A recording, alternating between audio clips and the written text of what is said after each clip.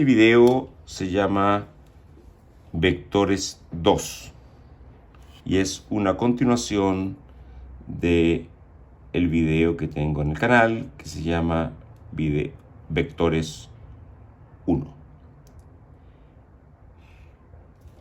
Lo que vamos a revisar ahora es lo siguiente. Si tenemos un vector A y aquí tenemos un vector B, bueno, como repaso de el video anterior, podemos hacer la suma, ¿no es cierto?, de A y B. Es decir, tenemos aquí A y aquí tenemos el vector B. La suma es entonces el inicio del vector A con el fin del vector B. Y nos queda eso de ahí. Entonces esto sería el vector A más B. Pero si preguntamos por el vector A menos B, ¿qué es lo que hacemos? Bueno, lo que hacemos es decir A más menos B. Es decir, en vez de restar, sumamos el inverso aditivo, igual que los números reales. Entonces tenemos acá el vector A y le sumamos el vector menos B. El vector menos B es un vector que es igual al vector B, solo que apunta en sentido contrario. Entonces, apunta hacia la izquierda y este sería el vector menos B. Este sería el vector A, este sería el vector menos B. Y la resultante sería la siguiente. Como pueden ver, es un vector muy distinto al vector A más B. Y lo último que quisiera decir para terminar con esta parte introductoria es que podemos multiplicar un escalar por un vector. Por ejemplo, si multiplicamos 3 por el vector B, nos queda el mismo vector B, solamente que su magnitud queda multiplicada por 3. O sea, es algo muy simple. Veremos ahora algo que es muy importante, no solo para ver vectores, sino en general en la física, que es trigonometría. Entonces, trigonometría es un capítulo enorme de la matemática, pero veremos lo esencial. Trigonometría entonces básica para física. ¿Okay? No se puede hacer cálculos de vectores, cálculos que sean serios, complicados, si uno no sabe trigonometría. Por eso que vamos a ver lo esencial. Entonces, ¿qué es trigonometría? Bueno, esencialmente, como dice aquí, es medir ángulos, ¿no? Trigonometría significa medir ángulos. Entonces, tiene mucho que ver con lo que uno sabe de triángulos rectángulos. Pensemos en un triángulo rectángulo. Aquí tenemos entonces un cateto. Aquí tenemos entonces otro cateto. Y aquí tenemos entonces la hipotenusa.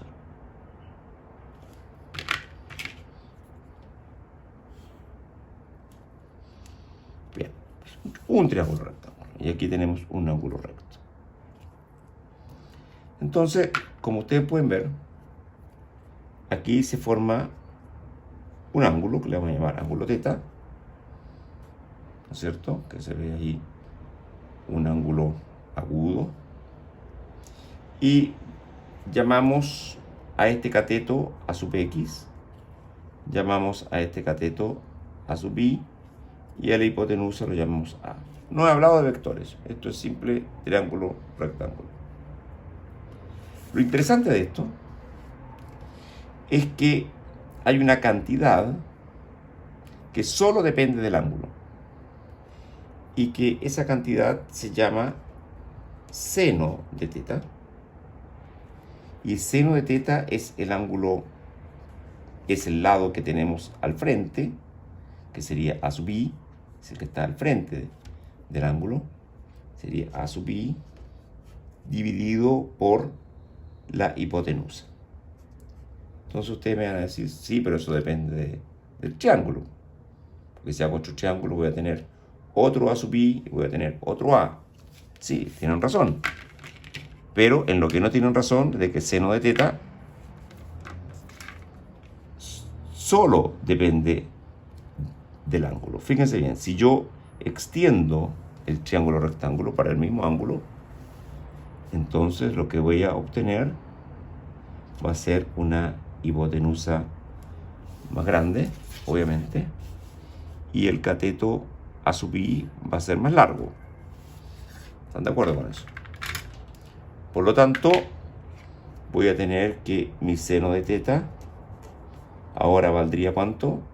Valdría A sub i, llamémosle prima, o sea, un nuevo A sub i, que es más largo, y tendría una hipotenusa, ¿no es cierto? Aquí tendría una nueva hipotenusa que valdría A'. La pregunta es si esto de acá es igual a esto de acá. Entonces veamos, coloquemos A sub i partido por A. Supongamos que es igual, entonces vamos a ver si llegamos a algo. Queda A' partido por A'. Bueno, y sabemos que eso es cierto. ¿Por qué?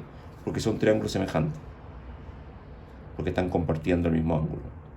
Entonces tenemos de que A sub i', ¿no es cierto?, es a la hipotenusa nueva, como el cateto antiguo es a la hipotenusa antigua. Así que quiere decir que no depende de cuán grande sea el ángulo del triángulo, sino que depende solamente del ángulo.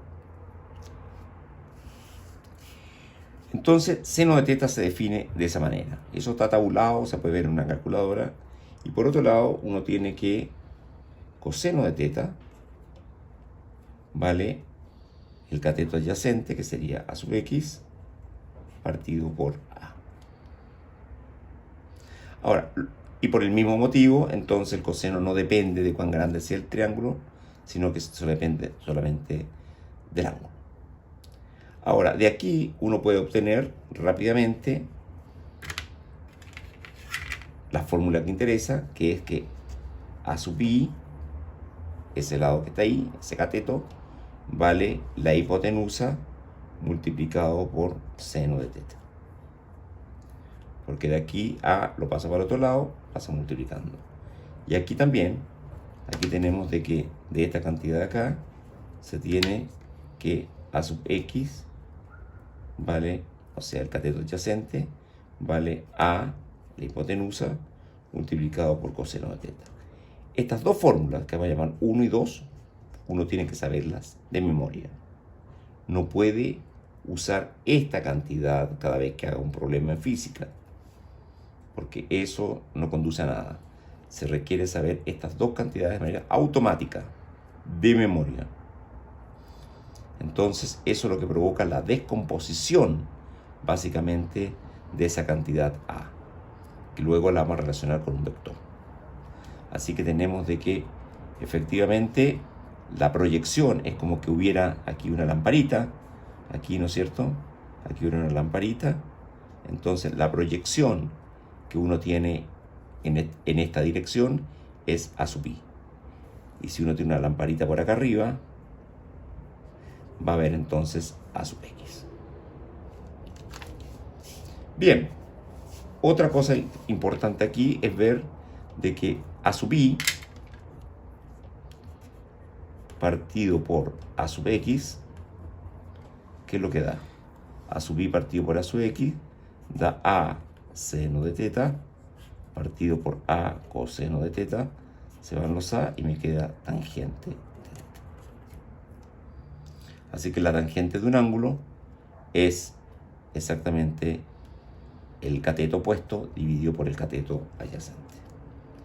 Y el módulo de A, de la hipotenusa, lo sacamos por el triángulo de Pitágoras.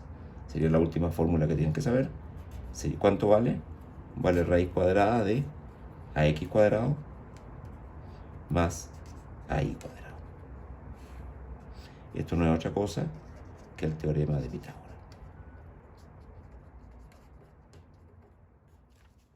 Para hacer mediciones concretas, hacer cálculos concretos con vectores, necesitamos de un sistema de coordenadas. ¿Qué es un sistema de coordenadas? Un sistema de coordenadas consiste de un par de ejes, que pueden ser ejes que estén en 90 grados, y en ese caso se llama sistema de coordenadas cartesiano. Entonces, coloquemos como título sistema rectangular de coordenadas. Es lo que se llama un sistema cartesiano. Eso viene del nombre Descartes. Entonces, que era un filósofo de la antigüedad. Entonces, tenemos un sistema rectangular de coordenadas cartesiano. Y necesitamos un origen que esté bien concreto. Por ejemplo, si un avión se mueve, necesita de un origen, un aeropuerto. Eso tiene que estar bien especificado. De lo contrario, no sabemos, no podemos especificar el vector concretamente. Entonces, si tenemos un sistema de coordenadas que ya está establecido, podemos dibujar un vector. Supongamos dibujamos este vector, que es el desplazamiento, por ejemplo, de un avión. ¿Okay? Entonces, como todos los vectores son diagonales, están para cualquier lado, este sistema de coordenadas nos ayuda mucho para realizar cálculos concretos. ¿De qué manera? Bueno, el vector A, que está acá, se dice, tiene entonces un cierto ángulo con respecto al eje X. Entonces, si tiene un cierto ángulo, uno, ¿qué puede saber con eso? Bueno, lo que aprendimos de trigonometría. Quiere decir entonces que la proyección del vector sería entonces, ¿cuánto? Sería A coseno de teta. También tiene una proyección sobre el eje Y y sería ¿cuánto? Sería A seno de teta. Eso hay que saberlo bien, saberlo automáticamente. No hay que ponerse a pensar en eso.